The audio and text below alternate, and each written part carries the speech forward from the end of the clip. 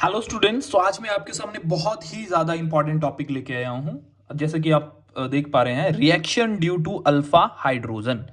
ठीक है बच्चों, आज आपको समझना है कि अल्फा हाइड्रोजन होता क्या है। सबसे पहले आपको समझना है कि अल्फा कार्बन क्या है। अगर आपको अल्फा कार्बन पता नहीं होगा तो आपको अल्फा हाइड्रोजन भी पता नहीं होगा। समझ गए? और ये क्यों आज हम पढ़ रहे हैं, कौन सी रिएक्शंस हैं जो अल्फा हाइड्रोजन पर डिपेंड करती हैं। समझ गए?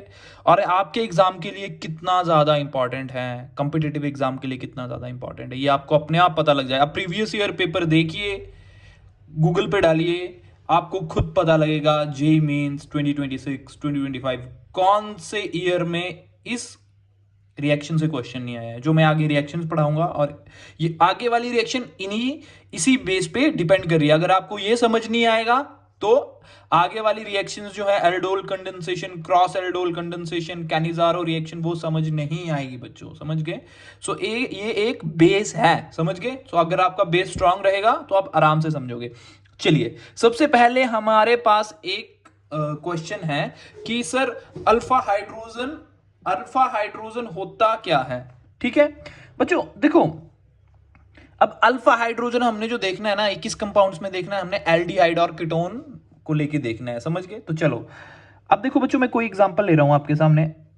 CH3 C double bond O CH3, इसको क्या बोलते हैं हम? एसीटोन बोलते हैं। ठीक है, ठीक है, ये कीटोन का एग्जांपल है। देखो बच्चों, ये जो ग्रुप है C डबल बॉन्ड O, ये कार्बोनाइल ग्रुप है। ठीक है, अब इस ग्रुप के जो साथ में जो कार्बन अटैच हैं वो क्या कहलाते हैं? Alpha carbon. ठीक है, ये भी क्या कहला रहा? Alpha carbon. समझ गए? अगर बच्चों सपोज करो, अगर इसके आगे एक और कार्बन होता तो वो अल्फा कार्बन होता? नहीं, नहीं, नहीं। मतलब अगर मैं यहां पे एक और CH3 लगा दूं तो ये अल्फा कार्बन होगा? No, this is not a alpha carbon. समझ गए ना? इस साइड अल्फा कार्बन होगा, ये बिट्टा कार्बन कहलाएगा, ये इस साइड भी बिट्टा कहलाएगा। सो बच्चों, अल्फा कार्बन आपको समझ आ गया क्या है? अगर किसी पर्टिकुलर ग्रुप के साथ कोई भी कार्बन लगा है, ठीक है, चाहे इस साइड चाहे इस साइड, वो अल्फा कार्बन कहलाता है। समझ गए? एक और एग्जांपल लो इसी में।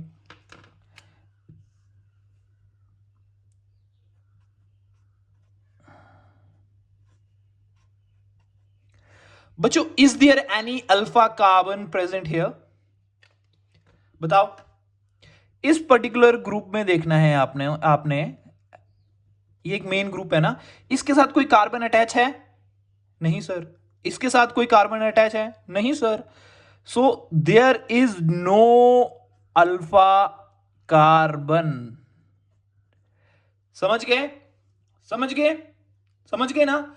अब चलो आगे वाला क्वेश्चन देखते हैं। ठीक है, अब व्हाट इज अल्फा हाइड्रोजन? अब क्या अगला क्वेश्चन है कि अल्फा हाइड्रोजन क्या है सर?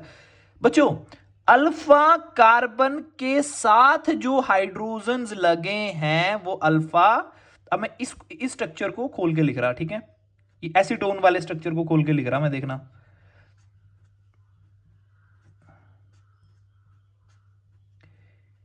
ये H, ये H, ये H, ये H, ये H, ये H, दिख रहा है ना? अब बच्चों, मैंने आपको बोला था कि एक पर्टिकुलर ग्रुप होगा, चाहे एल्डिहाइड का और कीटोन के बारे में पढ़ रहे हैं ना, तो कार्बोनाइल कंपाउंड का ग्रुप है ना ये। ठीक है, C डबल बॉन्ड, इस ग्रुप के सराउंडिंग में कार्बन है सर, है। मतलब ये अल्फा कार्बन, अल्फा कार्बन। अब अल्फा कार्बन पे जो हाइड्रोजन होंगे वो अल्फा हाइड्रोजन कहलाएंगे। मतलब ये अल्फा कार्बन है, अल्फा कार्बन है, इस पे जो हाइड्रोजन है, these are called alpha hydrogen. ये भी अल्फा हाइड्रोजन, ये भी अल्फा हाइड्रोजन। इस कार्बन के साथ वाला ये अल्फा कार्बन, तो ये भी अल्फा हाइड्रोजन, ये भी अल्फा हाइड्रोजन, ये भी अल्फा हाइड्रोजन। समझ गए? समझ गए? समझ गए ना अल्फा हाइड्रोजन क्या होता है? समझ गए? अच्छा एक बात बताओ, इधर कोई अल्फा हाइड्रोजन है इस वाले में? बच्चों, अगर अल्फा कार्बन नहीं होगा ना तो अल्फा हाइड्रोजन भी नहीं होगा, क्योंकि अल्फा कार्बन के साथ ही अल्फा हाइड्रोजन लगा होगा। ठीक है, जैसे मैंने C double bond O H और H लिख दिया। जब यहां अल्फा कार्बन ही नहीं है तो अल्फा हाइड्रोजन ऑटोमेटिकली नहीं होगा। समझने वाली बात है, ये डायरेक्ट बात है, ये समझ गए। तो देखो बच्चों, आप होप सो आपको ये पता लग गया हो अल्फा कार्बन क्या होता है, अल्फा हाइड्रोजन क्या होता है, समझ गए। तो अब आगे पढ़ते हैं, क्या है इसका आगे पढ़ने के reason. Alpha hydrogen are very acidic in nature, means they can easily remove as a proton, removed as a proton. ये जो कार्बन है अल्फा हाइड्रोजन, अल्फा कार्बन पे जो ये हाइड्रोजन है, ये अल्फा हाइड्रोजन है, ये बहुत ज्यादा एसिडिक होते हैं। ठीक है, एसिडिक क्यों कि ये एकदम बेस जब आता है तो बेस के साथ ये निकल के H पॉजिटिव के साथ वाटर रिलीज कर लेते हैं। ठीक है, एकदम रिमूव हो जाते हैं, इसीलिए इनको एसिडिक कहा जाता है। ठीक है, समझ गए। अब आगे बढ़ते हैं, देखो aldol condensation, cross aldol condensation follows by those compound who have alpha hydrogen present in aldehyde and ketone group। ठीक है बच्चों, एल्डोल कंडेंसेशन और क्रॉस एल्डोल कंडेंसेशन को वही कंपाउंड्स फॉलो करते हैं जिनके पास अल्फा हाइड्रोजन होता है। समझ गए, बहुत इंपॉर्टेंट चीज है, इसको नोट डाउन करना। अल्फा कार्बन क्या है, अल्फा हाइड्रोजन क्या है, ये समझ आ गया तभी आप ये समझ पाएंगे। समझ गए। अब चलो एक रिएक्शन या कुछ क्वेश्चन पढ़ते हैं इसका। देखो बच्चों, बहुत इंपॉर्टेंट क्वेश्चन है ये। क्वेश्चन है why alpha hydrogen acidic in nature, कि alpha hydrogen acidic in nature क्यों है, बताओ। पहले ये नहीं पढ़ेंगे यार, इससे मजा नहीं आएगा ना, मैं समझाऊंगा आपको फिर मजा आएगा। ठीक है, देखो मैंने ये ले लिया group C double bond O CH3 नहीं CH2, क्योंकि मैं बड़ी चेन लेना चाह रहा इससे ना, और CH3। ठीक है बच्चों, अब बताओ इसमें अल्फा हाइड्रोजन है, बताओ बताओ बताओ, जल्दी जल्दी जल्दी जल्दी बताओ। देखो ये एक मेन ग्रुप है, इसके साथ जो है ये अल्फा कार्बन, ये भी अल्फा कार्बन। ठीक है, ये बिट्टा कार्बन कहलाता है इसके कंपैरिजन में, अल्फा बिट्टा। ठीक है, अल्फा कार्बन, तो अल्फा हाइड्रोजन है। अगर ये है तो अल्फा हाइड्रोजन भी है ना। तो चलो खोल के लिखते हैं क्यों है एसिडिक, ये बहुत इंपॉर्टेंट क्वेश्चन है, ध्यान से। ठीक है, अगर मैं इसको खोल के लिख दूं तो मैं ऐसे लिख सकता हूं ना,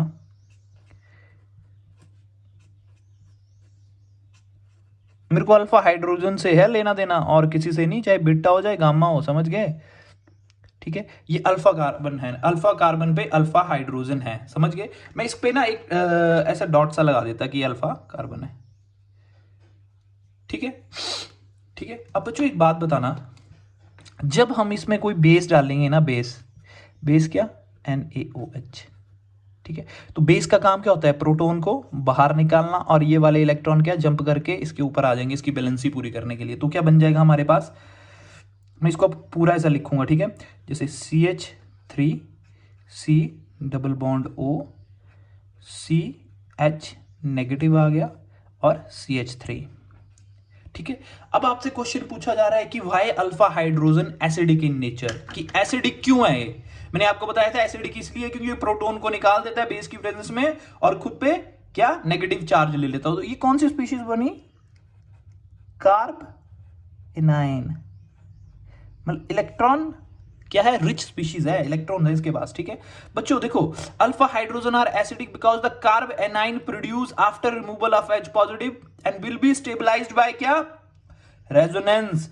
बच्चों कार्ब एनाइन बन गया, ये इसलिए एसिडिक होगा क्योंकि H पॉजिटिव निकला, पर उसके जाने के बाद जो स्पीशीज बनी वो क्या है, बहुत ज्यादा स्टेबलाइज। क्यों, क्योंकि यहां पे देखो ये रेजोनेंस में इलेक्ट्रॉन पार्टिसिपेट कर रहे हैं। समझ गए। और रेजोनेंस, अगर आपको कहीं रेजोनेंस दिख गया तो आप समझ लेना ये स्पीशीज जो है सबसे स्टेबल है, इसीलिए अल्फा हाइड्रोजन एसिडिक होते हैं नेचर में। समझ गए, समझ गए क्यों अल्फा हाइड्रोजन एसिडिक है नेचर में, क्यों, क्योंकि वो स्टेबलाइज किए जा रहे हैं, समझ गए। उस H प्रोटॉन के जाने के बाद जो कार्बेनाइन बन रहा है वो स्टेबलाइज बन रहा है या नहीं स्टेबलाइज बन रहा है, ठीक है बच्चों। देखो आपके मम्मी पापा है ना, अगर आपको इतना पढ़ा रहे सब कुछ कर रहे, ठीक है, उनके एक दिन तो सभी को जाना पड़ेगा, ठीक है। तो जब वो चले जाएंगे तो वो चाहेंगे ना कि हमारे जाने के बाद हमारे बच्चे जो हैं वो स्टेबल रहें, खुश रहें, है ना, कोई तंगी ना होने। तो ये भी मम्मी पापा वाला ही काम कर रहा है, ठीक है। जब हाइड्रोजन चला जा रहा तो वो देख रहा है कि यार जब मैं चला जाऊंगा तो मेरे बच्चे जो क्या आराम से रह पाएंगे जिंदगी में, कोई तंगी तो नहीं होगी। तो उसी तरह ये क्या कर रहा, देख रहा है कि ये तो जब मैं चला जा रहा तो ये तो बहुत स्टेबल है, समझ गए, कोई तंगी नहीं होगी इनको लाइफ में, समझ गए। सो होप सो आपको ये वाला चैप्टर ये वाला टॉपिक समझ आया हो। अगर कोई भी डाउट रहा होगा तो आप कमेंट करके मेरे को बता सकते हैं students. Okay, thank you so much, bye bye, take care.